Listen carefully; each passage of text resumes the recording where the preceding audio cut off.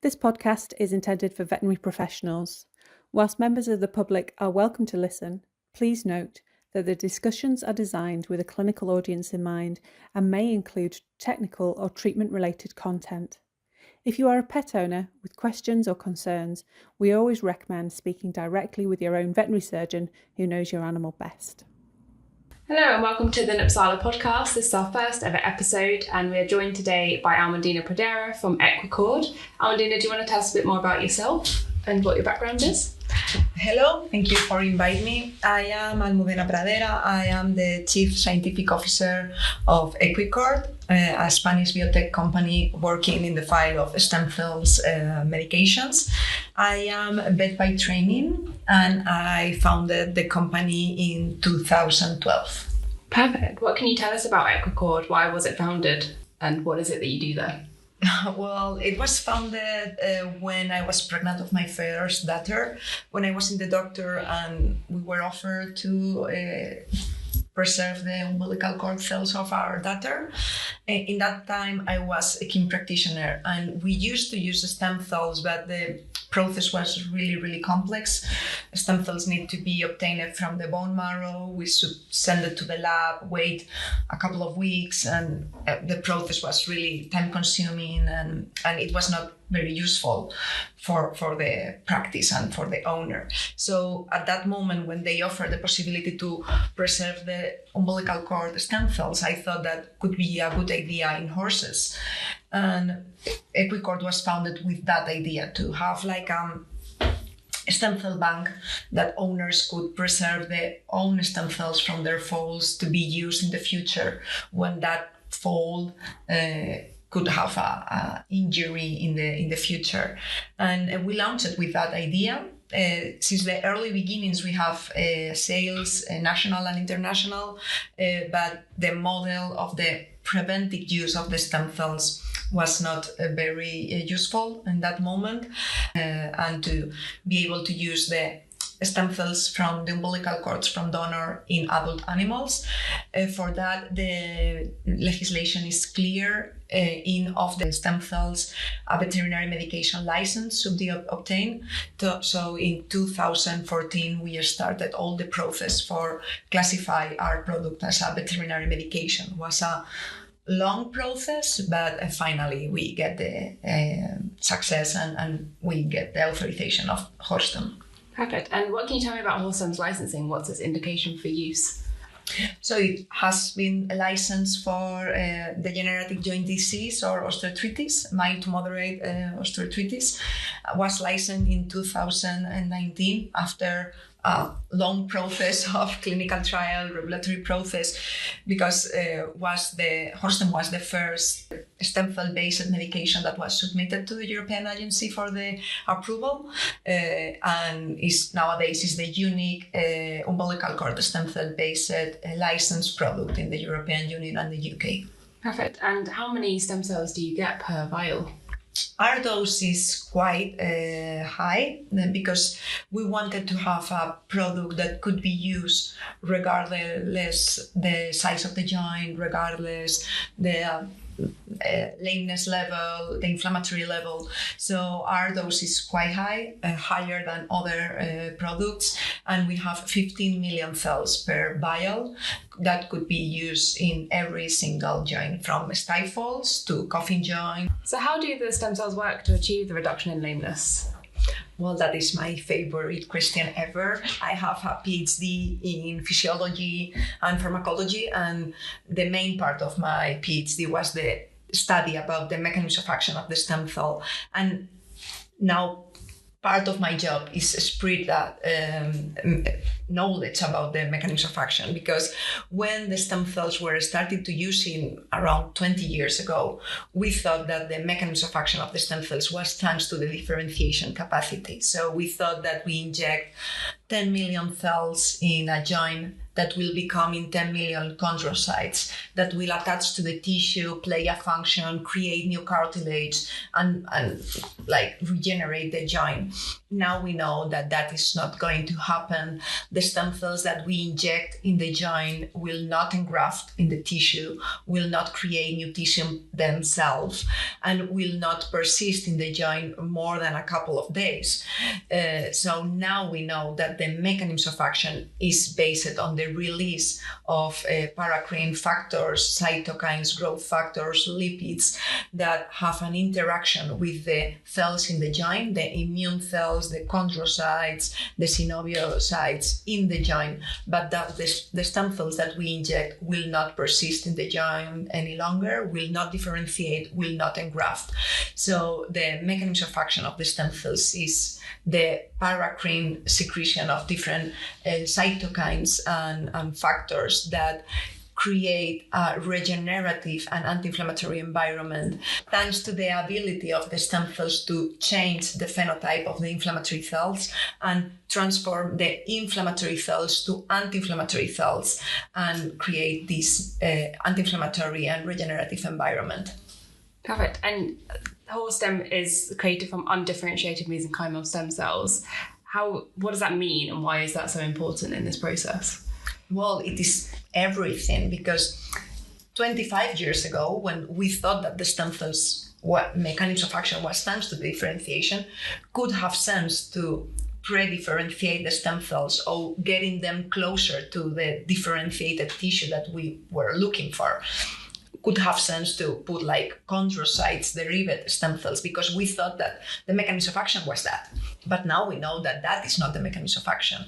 So if the mechanism of action is the immunomodulation, what we need is pluripotent, non-differentiated stem cells that are known to be the ones with the highest immunomodulatory capacity. The more differentiated the cells are, the less immunomodulatory capacity. So with the mechanism of action of the stem cells, the current one, the one that we know that it's working, what we need is to have pure pluripotent stem cells rather than differentiated or induced stem cells that will put us away from the real mechanism of action of the stem cells. Perfect. And in regards to studies, what evidence do we have of Horstem safety and efficacy? Well, as I said, the regulatory process was long. We started in 2014 and we obtained the license in 2019. So it was 5 years of clinical trials, regulatory process, and it was the first product that was submitted to the evaluation of the European Medicine Agency. We need to submit a lot of evidence. We conduct a total of 6 clinical trials, 3 safety, 3 efficacy and safety, to combine the European agency about the efficacy of this completely new product with a completely new mechanism of action. Before Horstem was submitted, nobody has read a clinical trial based on stem cells. The mechanism of action was completely different, and obviously we need to submit a lot of evidence regarding the safety and the efficacy of a completely new product. So you mentioned that the stem cells come from umbilical cords. How are they harvested, and what advantage does this give you as a company? Well, as I said, the umbilical cord selection was just by chance. When I was pregnant, they offered me the possibility of the umbilical cord, and the company was born literally because of that option. But when I started to study and read about the umbilical cord, it was like, oh my God, it definitely should be the only source for obtaining stem cells. The advantage of the umbilical cord compared with other sources are really incredible. It is a very big tissue. Equine umbilical cord is more than 1 meter tissue, with the more stem cells per gram compared with any other sources. So we have a big tissue with a very big amount of the stem cells. That means that we obtain millions and millions and millions of stem cells from one single umbilical cord. That gives us the possibility to have a manufacturing easier and shorter than any other product in the market. And this is also important in terms of quality, efficacy, and safety of the cells, because the less expanded in vitro of the cells, the more immunomodulatory capacity. That, once again, is the mechanism of action that is really relevant in terms of stem cells. So the umbilical cord gives us the ideal source in terms of quality and efficacy of the cells, but also in terms of safety. The placenta is a barrier that protects the tissue from the environment, from the virus contamination, bacteria contamination. So it is a safer tissue in terms of potential extraneous infections or agents. So at the end of the day, it's a tissue with a more quality, more efficacy, more safety stem cells. So definitely, from a scientific perspective, should be the ideal tissue to work on. And on top of that, if that would not be enough, is a source that is 100% in line with animal welfare. For us, was crazy to make any damage to a donor animal for obtaining a tissue, for obtaining a pharmaceutical. That was something that was not on our mind. And the equine umbilical cord gives us the possibility to take a tissue that nobody needs from natural breedings. We do not breed mares for obtaining the umbilical cord. We have agreements with studs that breed for their own reasons, for having foals and for their breeding programs, and just they give us the umbilical cord because, thanks to the size that we were discussing before, we only need a couple of umbilical cords per season for obtaining oral cells. So we only need between 10 and 5 umbilical cords per season. So it is really a convenient way to obtain the tissue with 100% animal welfare. That was one of our priorities when we developed this product. How do you pick what umbilical cords you're going to take from the stud farms? Is there a set protocol behind that? Do you pick from only healthy births? What's your protocol behind? Yeah, there is a very complex protocol. The mares has to be followed up before the pregnancy, during the pregnancy, and after the pregnancy. So we need to have concerned stats where we have the sanitary plan of that mares for years ago.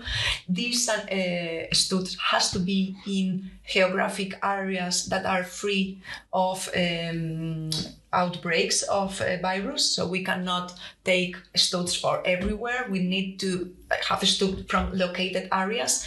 We have to have the history of that studs for years. We have to have the history of the mare for years. So it is not super easy to become a concerned stud, but as we were saying, we do not need many concerned stud because we do not need many umbilical cords per season. So nowadays we have 3 concerned stud in Spain that complies with all our requirements, that has permanent veterinary staff in the practice, that we have the completely history program, the vaccines, the warmings, and all the sanitary program of all the animals of the stud. And with that 3 stats is more than enough for us. That's great. And in regards to the actual vial of Horstem that the vets get, it's refrigerated. How do they go about using that in practice? Well, that is another important part of the development. I mean, for us was crazy to make damage in a donor animal. And for me, that I was a equine practitioner before, and in Spain, I would say 95% of the equine practitioners go with a car visiting the horses at their places.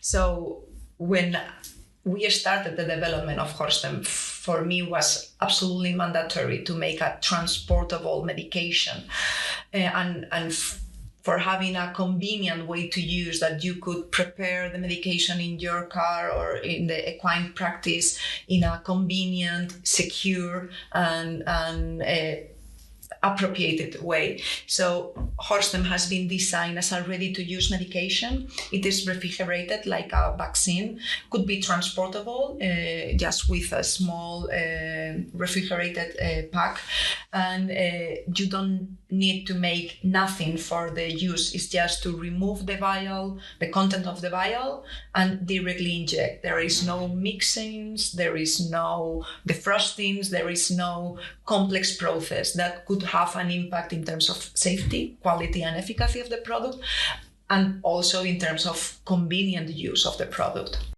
Just move gently because the stem cells are a little bit heavy and tends to go to the bottom of the vial. Just like mix a little with the hand and remove it from the vial and directly inject. Obviously a sterile approach, and do not mix with any other medications, especially do not mix with antibiotics because they really kill the cells very, very fast. And apart from that, it's really easy, convenient, and well, perfect for using. Could you talk us through an example of a case where Horstem has been used that might be a common case that our vets come across themselves? Well, I can tell you like the ideal case. The ideal case for stem cells would be early diagnosis horse. The first time that you diagnose a horse with osteoarthritis, that would be the ideal case. I know that is not the most common case because normally the first time that you diagnose an arthrosis, probably you move with more conventional medications rather than stem cells. And nowadays stem cells sometimes are delayed a little bit, but the ideal case would be that initial case that has been already diagnosed, early diagnosed with early changes in terms of cartilage destruction. Because in those early cases, the regenerative potential of the stem cells, thanks to the creation of this regenerative environment that we were discussing previously, could have an impact in terms of cartilage regeneration and help the body to have a cartilage restore and a cartilage healing. If we move the stem cells to later cases where there is already a big damage in the cartilage, this regenerative potential is going to be little or even negligible. So in terms of cartilage regeneration, definitely I would recommend to move stem cells early in the disease. But it's also true that in horses that has been treated in the past with other medications, with conventional medications that have in the past quite good results, and that now that results are not as good as used to be, stem cells could also be an option because thanks to the completely unique mechanism of action that, as we were discussing, Horstem is not working on blocking inflammatory cascade, but by creating an immunomodulatory anti-inflammatory environment, could be an option to also for those horses that has been treated in the past with successfully other medications, but now the results are not as good as used to be. Horstem could bring again a good level of improvement thanks to the completely unique mechanism of action and something that is new that has not been treated yet. That's great. So to summarise, what would be the three main things that you would want our vets to take away from this podcast? Well, summarize your life in 3 points. Definitely the mechanism of action. Yep. Definitely. I think that stem cells has an incredible mechanism of action, something that any other product in the market could offer us. This immunomodulation, this transformation of the joint, this completely change of the environment of the joint from an inflammatory degenerative environment to an anti-inflammatory regenerative environment is something unique. There is no other product in the market that gives us this mechanism of action with the result that have in terms of safety, efficacy, and long-term duration of the efficacy. So definitely the mechanism of action. Discover more about the mechanism of action, read about the mechanism of action, ask about the mechanism of action, because it is the biggest advantage of the stem cells.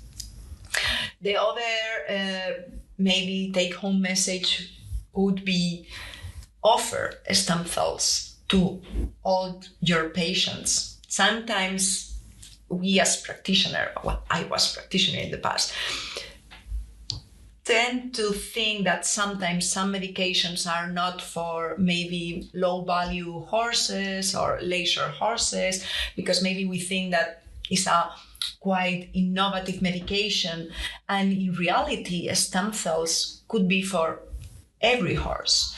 It's not a medication only for very high value horses or high performance horses. Could be used really successfully in leisure horses, low value, because if we take into account the duration of the effect, the reality is that stem cells are not more expensive than conventional medications if we take into account the duration of the effect. So I would recommend vets to offer stem cells to all the potentially patients, regardless the value of the horse or the kind of the horse. And the third point would be the amazing profile of efficacy and safety that the stem cells give us, with the very, very long-lasting effects. Stem cells give us an incredible profile in terms of lameness reduction, inflammatory reaction, creation of this regenerative environment with months of duration of the effect. So definitely the profile in terms of duration of the effect, efficacy and safety is, I would say, unique. What is the duration? Like, how long does it last? Is it case dependent on that? Of course, yes. The biggest changes, the hardest for the stem cell and the hardest in terms of duration of the effect. In the clinical trial that we conduct, that most of the horses were moderate, severe cases, so were not the super ideal cases. We saw that 85% of the horses remain without lameness for 12 months, 65 for 18 months, and 35 for the end of the study period, that was 24 months. And as I said, they were moderate plus severe cases. Yeah. When we move in moderate, mild cases, the duration of the effect is around 2 years, between 18 2 years. So that's why we were saying, if we pay attention to the duration of the effect, the stem cells are not more expensive than conventional medications. Yeah, that's great. In regards to rehabilitation protocols, is there anything specific that you recommend? No, I think that the rehabilitation program depends on the horse. If we have a lame horse, we need to rehab that horse. My point is that nothing has to be changed because of the stem cell treatment. I know that there are other medications that usually recommends a couple of weeks of rest after the medication. It's not the case of the stem cells. We do not need to stop the horse for helping the mechanism of action of the stem cells. Maybe we need to stop the horse because of the condition of the horse. If the horse is lame, if there is a lesion, in that case, is the veterinarian the one who has the knowledge about the rehab program of that horse. So my point would be, nothing needs to be changed because of the treatment of stem cells. If the horse is able to ride, the horse is able to ride with Horstem. If the horse has to be in a rehab program, has to be with Horstem also. So they don't need to box rest after injection? No, we recommended 24 hours of box rest after the injection, just because we have made an intra-articular injection and it's not the moment of riding the horse. And after that 24 hours, just normal life, the same life that they were doing before the stem cells. If the horse was train. If the horse was box rest. That's great. Thank you so much for coming on our podcast. We'll link the website for Equicord below. And if you guys have any questions about any of the studies, we do have access to that as Nupsala account managers, so please just do let us know.